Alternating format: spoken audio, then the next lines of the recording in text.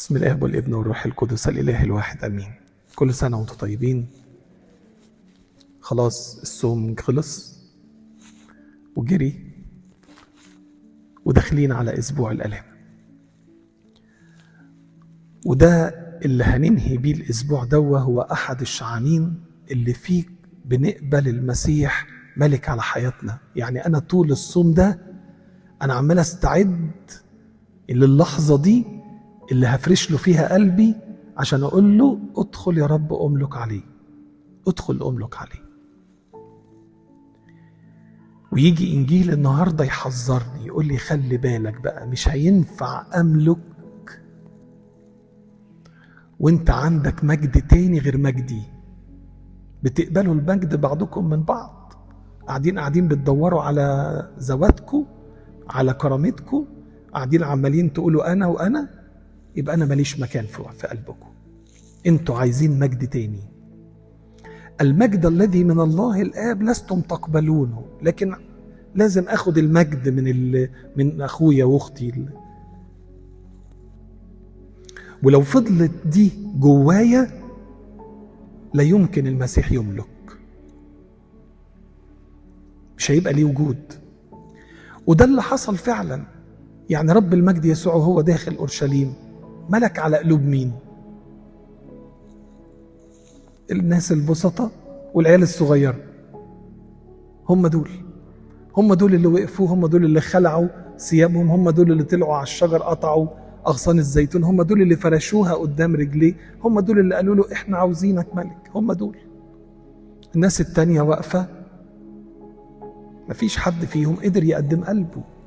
طول ما قلبي فيه محبة ذات، طول ما قلبي لسه مش عارف يتضع وينكسر أمام الله، طول ما أنا عمال أبص على الناس، طول ما أنا عمال أطلب المجد من الناس، لا يمكن هيملك المسيح على قلبي.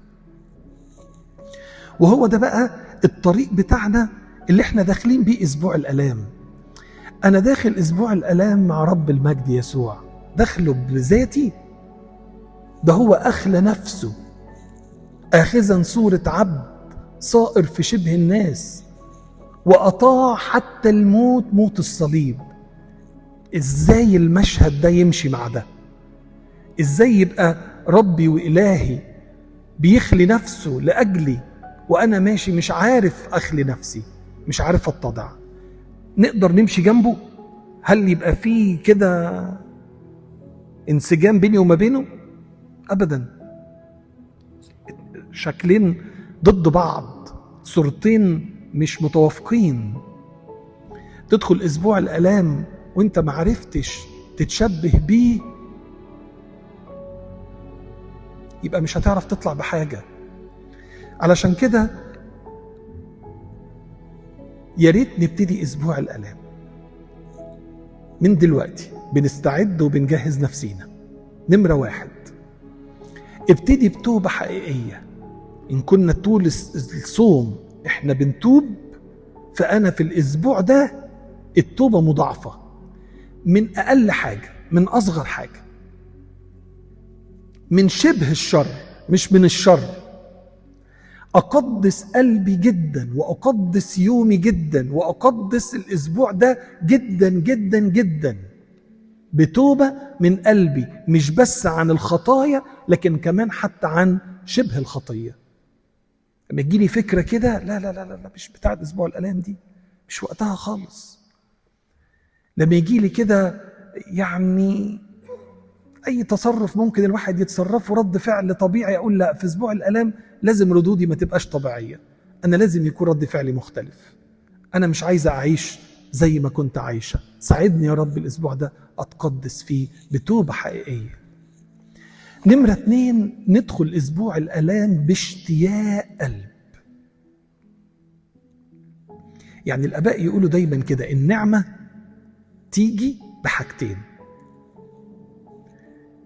تيجي بطلب مستمر، واحد باستمرار بيطلب، واشتياقات قلبي مشتاق وبيطلب. هي دي اللي قالها رب المجد يسوع بقى: اسألوا تعطوا، اطلبوا تجدوا، اقرعوا يفتح لكم.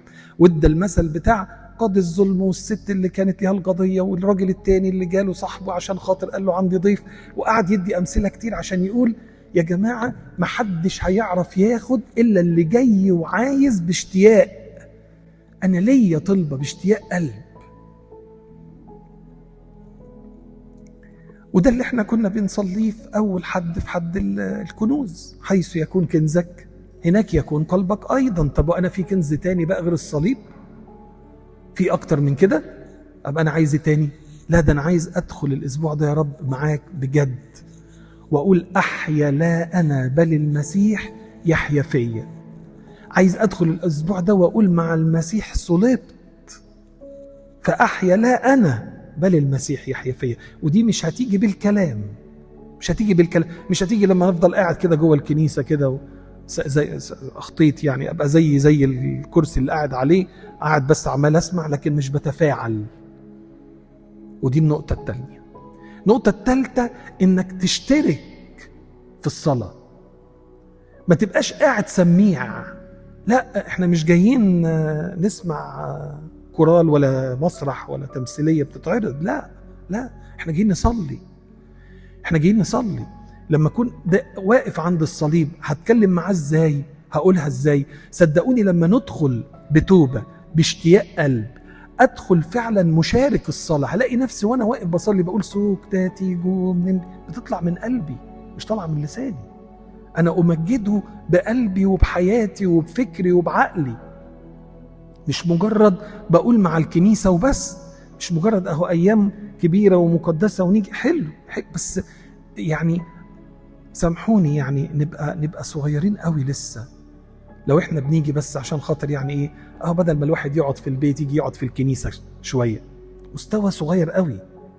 مش ده اللي احنا بنتكلم فيه. احنا بنتكلم على ناس عاوزين الملكوت، على ناس ليهم اشتياقات قلب انهم يكونوا مع المسيح اكتر، ان حياتهم تتغير مع المسيح اكتر، ان يقدموا حياتهم للمسيح بشكل اكبر بكتير من اي حد تاني. حد عايز يقول له يا رب تعالى املك على كلي، انا عايز ابقى ملكك. فاللي عايز ده ما ينفعش يمشي بالحاجات بتاعت الناس الصغيرين، يعني ما تنفعش. فلما ادخل باشتياق قلب وادخل اشارك، الاقي نفسي النعمة تنسكب، والاقي اسبوع الالام يفرق معايا جدا. بالتالي بقى لما اجي اخرج من الكنيسة بقت مش هبقى سوري يعني ساذج ان انا اللي انا عمال اطلبه من ربنا واللي بجاهد فيه واللي قاعد بصلي فيه، اجي اخرج من الكنيسة اروح انشغل بامور العالم والدنيا والحياة وي وي وي وي والاقي نفسي خسرت كل اللي خدته. ادور على اللي انا خدته فين؟ مفيش. بالعكس، ده ممكن بقى الاقي الشيطان مجهز لي خناقة بره، اروح البيت الاقي العيال البيت مش عارف ايه، ضيعت كل اللي انا خدته. او اكون مش بعرف ارتب اولوياتي بقى. يعني عايز اعيش اسبوع الالام، اسبوع الالام ده ليه اولويات. يعني في حاجات المفروض ان هي مش وقتها خالص، اول لما كده يجي كده عقلي يقول لي عليها اقول له لا بعد العيد، ده مش وقته. انا دلوقتي الوقت للحاجات الضرورية جدا. في حاجات مهمة مش هتنفع تتأجل، يبقى دي ليها الأولوية بعد حضوري، بعد صلواتي، بعد قعدتي مع ربنا، بعد حضوري صلوات البسخة. يبقى نمرة 1 توبة حقيقية، 2 اشتياقات قلب، نمرة 3 المشاركة بالقلب والروح، مش مشاركة باللسان بس في الصلاة، نمرة 3 ترتيب أولوياتي، نمرة 4 عيشوا الأسبوع ده يوم بيوم مع كل حدث الكنيسة بتقوله لي المسيح عمل فيه إيه النهاردة. فأنا داخل يوم الاثنين بقول له يا رب غيرني وانزع من قلب الرياء، وخليني يا رب أكون بقلب مش منقسم، مش عايز أكون زي شجرة التين. أدخل يوم الثلاث أقول له يا رب ما زلت لغاية دلوقتي محتاج أقعد عند رجليك وأتعلم أكتر. يوم الأربعة أقول له يا رب جاي بتوبة زي المرأة الخاطية أستكب عند رجليك. يوم الخميس أقول له يا رب يوم الخميس ده اللي أنت علمتني فيه الاتضاع الحقيقي، اللي قمت عشان تغسل رجلين تلاميذك، اديني يا رب قلب متضع، اديني يا رب كمان أنا أعمل زي ما أنت عملت. يوم الجمعة عند الصليب والاقي نفسي مش مشغول بحاجة غير بدي خالص، علشان اجي يوم القيامة يوم العيد بقى اقول فعلا ان انا قمت مع المسيح، واعيد اقول المسيح قام بالحقيقة قام. في عندنا حاجات كتير جدا، في كتب تساعدني على ده، في كتب كتير جدا لآباء كتير جدا واخدين كده احداث اسبوع الالام يوم بيوم. جميل لو انا ابقى بتابع كل يوم وبشوف ايه الاحداث وباخد وبعيشه، يبقى رائع. طبعا مفيش اكتر من العظات النهارده، ويعني الموبايل والنت مليان بالعظات اليوميه واللي بتتكلم عن اسبوع الالام وبتتكلم عن احداثه، ممكن برضو اسمع فيها، ده هيبقى كويس جدا. اخر حاجه،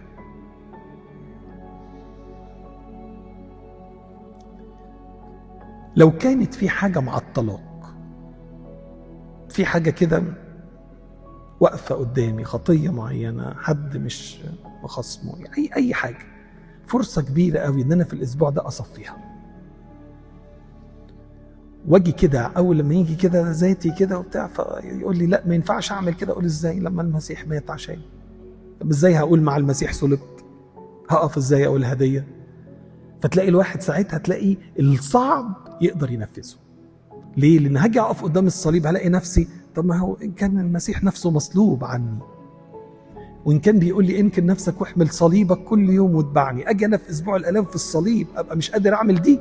ده لو هشيل الصليب ده معاه انا هشيله عشانك انت يا رب، بس ساعدني ان انا انفذ دي. ربنا يعطينا يا احبائي ندخل اسبوع الالام واحنا فعلا بنصلي بالروح وبالذهن باشتياق قلب بتوبة حقيقية، ويكون اسبوع مثمر فعلا لحياتنا، فنحيا قائمين كأولاد للمسيح القائم من الموت، غالبين الشيطان ودايسين عليه. لإلهنا كل المجد من الآن وإلى الأبد، آمين.